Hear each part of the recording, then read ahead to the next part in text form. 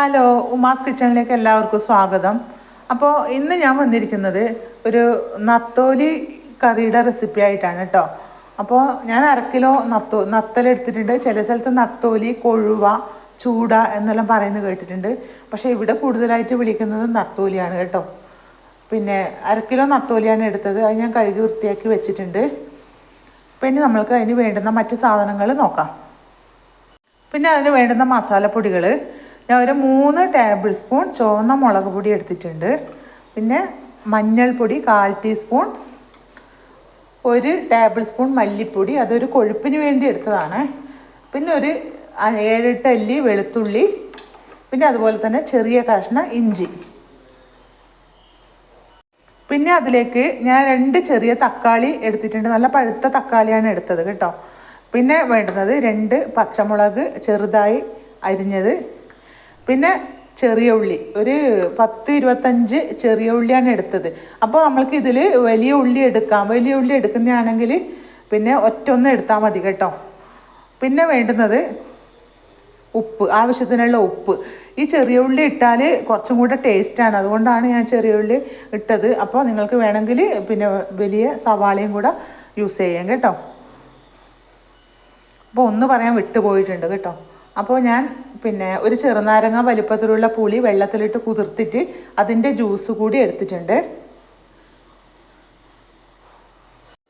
അപ്പോൾ കറി വെക്കാനുള്ള ചട്ടി ഞാൻ അടുപ്പിൽ വെച്ച് കൊടുത്തിട്ടുണ്ട്. അപ്പോൾ അതിന് നമ്മൾക്ക് ഒന്ന് ചൂടാക്കി എടുക്കാം. അപ്പോൾ ചൂടായ ചട്ടിയിലേക്ക് നമുക്ക് 1.5 ടേബിൾ സ്പൂൺ വെളിച്ചെണ്ണ ഒഴിച്ചു കൊടുക്കാം. 1.5 ടേബിൾ സ്പൂൺ വെളിച്ചെണ്ണ ഒഴിച്ചു കൊടുത്തു. അപ്പോൾ ആ വെളിച്ചെണ്ണയും കൂടെ ഒന്ന് ചൂടായി വരട്ടെ. അപ്പോൾ ചൂടായ വെളിച്ചെണ്ണയിലേക്ക് നമുക്ക് ഒരു 4, 5, 10 കല്ല് ഉലുവ ഇട്ട് കൊടുത്തിട്ടുണ്ട്. അപ്പോൾ ആ ഉലുവയും കൂടെ ഒന്ന് പൊട്ടി വരട്ടെ. അപ്പോൾ മൂത്ത് വന്ന ഉലുവയിലേക്ക് വെളിച്ചെണ്ണയിൽ ഉലുവ മൂത്ത് വന്നിട്ടുണ്ട്. ഇനി അതിലേക്ക് നമുക്ക് വെളുത്തുള്ളി ഇട്ട് കൊടുക്കാം. അപ്പോൾ അതിൻ്റെ കൂടെ തന്നെ ഇഞ്ചി ചെറുതായി മുറിച്ചത് ഇട്ട് കൊടുക്കാം. അപ്പോൾ ഇതൊന്ന് ഇളക്കി കൊടുക്കാം. ഒന്ന് ഇളക്കി കൊടുത്തതിന് ശേഷം നമുക്ക് ചെറിയ ഉള്ളി മുറിച്ചത് ഇട്ട് കൊടുക്കാം. അപ്പോൾ അതിൻ്റെ കൂടെ തന്നെ പച്ചമുളക് അരിഞ്ഞതും ഇട്ട് കൊടുക്കാം. അപ്പോൾ ഇതൊന്ന് നമുക്ക് നന്നായി ഒന്ന് വഴറ്റിയെടുക്കാം. അപ്പോൾ ഉള്ളി പെട്ടെന്ന് വഴണ്ട് കിട്ടാൻ വേണ്ടിയിട്ട് നമ്മൾക്ക് ഇച്ചിരി ഉപ്പിട്ട് കൊടുക്കാം. പിന്നീട് ഉപ്പിടുമ്പോൾ ശ്രദ്ധിക്കണം. അപ്പോൾ ഇതൊന്ന് നമുക്ക് നന്നായി ഒന്ന് വഴറ്റിയെടുക്കാം. അപ്പോൾ ഉള്ളി നന്നായി വഴണ്ട് വന്നിട്ടുണ്ട്. നമ്മൾക്ക് 2 തക്കാളി അരിഞ്ഞ് വെച്ചത് ഇട്ട് കൊടുക്കാം. ഈ തക്കാളി നമ്മൾക്കൊന്ന് നന്നായി ഒന്ന് വേവിച്ച് ഉടച്ചെടുക്കാം.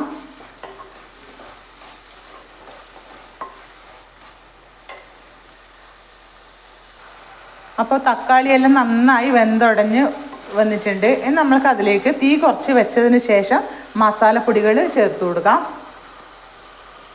അപ്പോൾ ആദ്യം നമുക്ക് മഞ്ഞൾപ്പൊടി ഇട്ട് കൊടുക്കാം.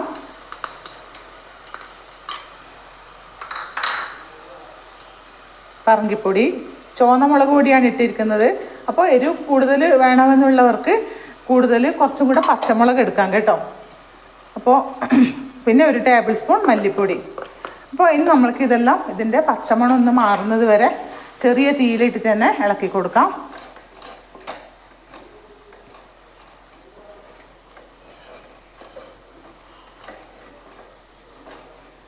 കുറച്ച് സമയം ഇളക്കിയാൽ മതി കേട്ടോ. അപ്പോൾ ഏകദേശം അതിൻ്റെ പച്ചമണമൊക്കെ മാറി വന്നിട്ടുണ്ട്. ഇനി നമ്മൾക്ക് അതിലേക്ക് പുളിവെള്ളം ഒഴിച്ചു കൊടുക്കാം.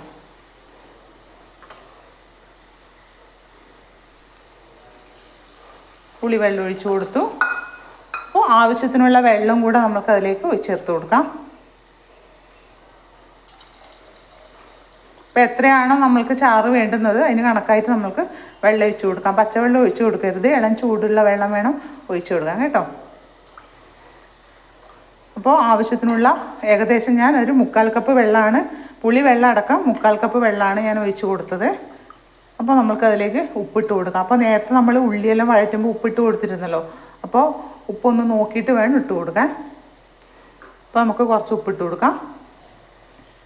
ആ പുളിക്കനുസരിച്ചിട്ടുള്ള ഉപ്പ് വേണം ഇട്ട് കൊടുക്കാൻ. ഇനി നമ്മൾക്ക് തീ കൂട്ടി വെച്ചിട്ട് ഇതൊന്ന് തിളപ്പിച്ചെടുക്കാം. നല്ലപോലെ ഒന്ന് തിളച്ചതിന് ശേഷം മീനിട്ട് കൊടുക്കണം, എന്നാലേ അതിൻ്റെ ടേസ്റ്റ് കിട്ടുള്ളൂ. അപ്പോൾ ഇതൊന്ന് അടച്ച് വെച്ച് കൊടുക്കാം.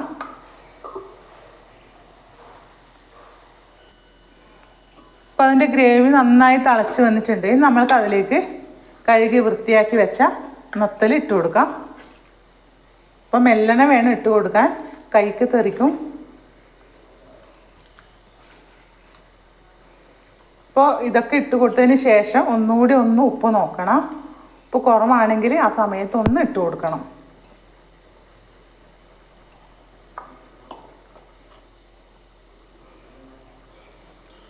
അപ്പോൾ ഉപ്പൊക്കെ കറക്റ്റായിട്ടുണ്ട്. അപ്പോൾ ഇത് നമുക്കിനി ഒന്ന് തിളക്കുന്നത് വരെ അടച്ചു വെച്ച് കൊടുക്കാം.